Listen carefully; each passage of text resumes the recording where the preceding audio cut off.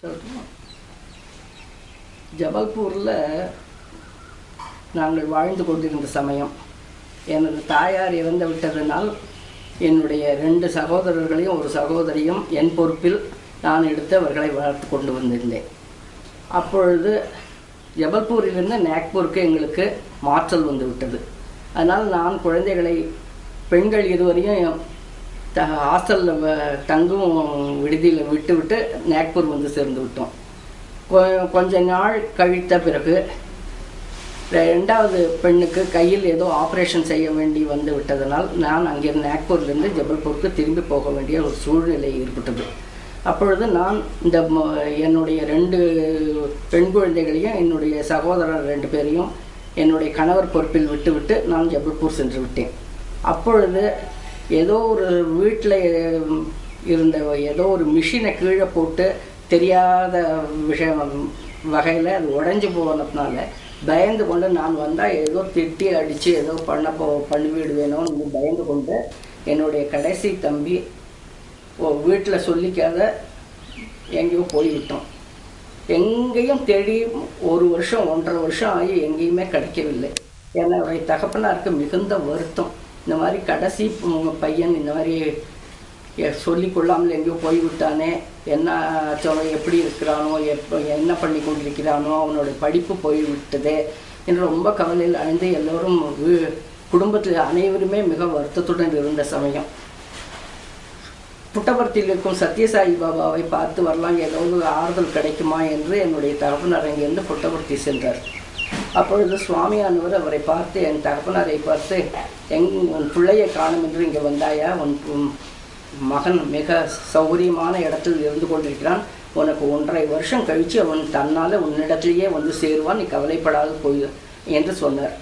அப்படியே ஆனால் ஒரே ஒரு விஷயம், எங்கு சென்றாலும் உன்னுடைய மகனுடைய ஃபோட்டோவை உன்னுடைய பேக்கெட்டில் வைத்து கொண்டு எங்கு வேண்டுமானும் நீ செல் என்று சொல்லியிருந்தார். அதே மாதிரி என் தகப்பனார் ஃபோட்டோவை பேக்கெட்டில் வைத்து கொண்டு அவர் இருந்து எங்கே போனாலும் ஃபோட்டோவுடனே சென்று கொண்டிருந்தார்.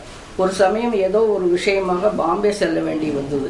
அப்போ பாம்பேயில் போன போது கோலாபா என்ற இடத்தில் தினம் சாயங்காலம் வாக்கிங்ஸு நடைப்பயிற்சிக்காக போய் கொண்டிருந்த போது எதிரே மகனே வந்து தகப்பனார் இடத்தில் மாட்டிக்கொண்டு விட்டான். அவனை பார்த்து, நீ இங்கெங்கே வந்தாய் என்று கேட்டபொழுது அவன் பதிலே சொல்லவில்லையாம். ஏனென்றால் எங்கேயாவது தான் தப்பு செய்து விட்டோம், தவறு செய்து விட்டோம், இதை திருப்பி கண்டித்து விடுவார்களோ என்று பயந்து கொண்டு பதிலே சொல்லவில்லையாம். 10-15 நிமிஷம் அவனை கேட்டு தகப்பனார் மன்றாடியும் அவன் பதிலே சொல்லவில்லை. பிறகு ஒரு சிறு பையன் பின்னாடியே வந்து என்னுடைய தம்பியோடைய பெயரை சொல்லி, சுந்தர் உன்னை மாஸ்டர் விரைவில் அழைத்து கொண்டு வர சொன்னார், கடைக்கு வா என்று கூப்பிட, தகப்பனார் அவனை பார்த்து, இவனை எப்படி உனக்கு தெரியும், எங்கு இருக்கிறான் இவன், எந்த கடை எனக்கு விவரமாக சொல்லு என்று கேட்டபொழுது அந்த பையன் சொல்கிறான், இந்த மாதிரி ஏதோ சினிமாவுக்கெல்லாம் வாடகைக்கு பட்சிகளை எல்லாம் கொடுத்து கொண்டிருக்கிற ஒரு சாயிபுவோட கடையில் இவன் வேலை செய்து கொண்டிருக்கிறானாம். அந்த சாயிபு அவன் எங்கேயோ போய்விட்டானே, 10-15 நிமிஷம் ஆகியும் திரும்பவில்லை, நீ போய் பார்த்து கொண்டு வா என்று என்னை அனுப்பினார். அதனால் நான் வந்தேன் இவனை கூட்டிக் கொண்டு போவதற்கு என்று அவர் சொல்லவும், தகப்பனாரும் அவரை அந்த சாயிபுவை பார்ப்பதற்காக கடைக்கு செல்கிறார். அப்பொழுது சாயிபு சொன்னாராம், 1.5 வருஷமாக இந்த பையன் என்னுடைய கடையில் வேலை செய்கிறான், எனக்கு ஒருவருமே இல்லை, உற்றார் உறவினர் ஒருவரும் இல்லை, அதனால எனக்கு உத்தியோகம் செய்து சாப்பிட வேண்டிய நிலைமை, அதனால் உங்கள் கடையில் எனக்கு ஏதாவது சிறு வேலை கொடுத்தால் நான் செய்து கொள்வேன் என்று சொல்ல நான் அவனுக்கு இந்த வேலையை கொடுத்தேன்.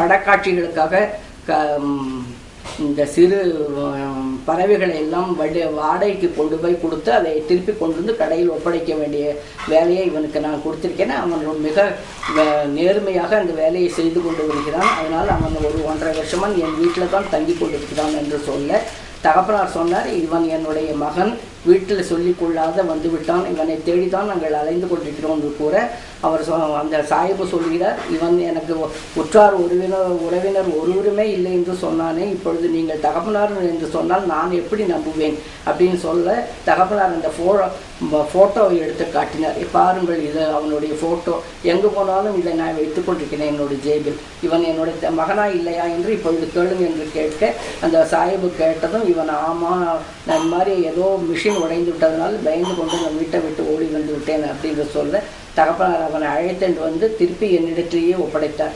அவனை நன்றாக படிக்க வைத்து அவனுக்கு வேலையும் வாங்கி கொடுத்து இப்போ கல்யாணமும் பண்ணி 2 குழந்தைகள் ஆண் குழந்தைகள் பிறந்து 2 பேரும் பிஇ படித்து ரொம்ப நல்ல பொசிஷனில் எல்லாரும் ரொம்ப சௌகரியமாக நல்லா சந்தோஷமாக இருந்து கொண்டிருக்கிறார்கள். இப்பவும் அவர்கள் நாக்பூரில் இருக்கிறார்கள்.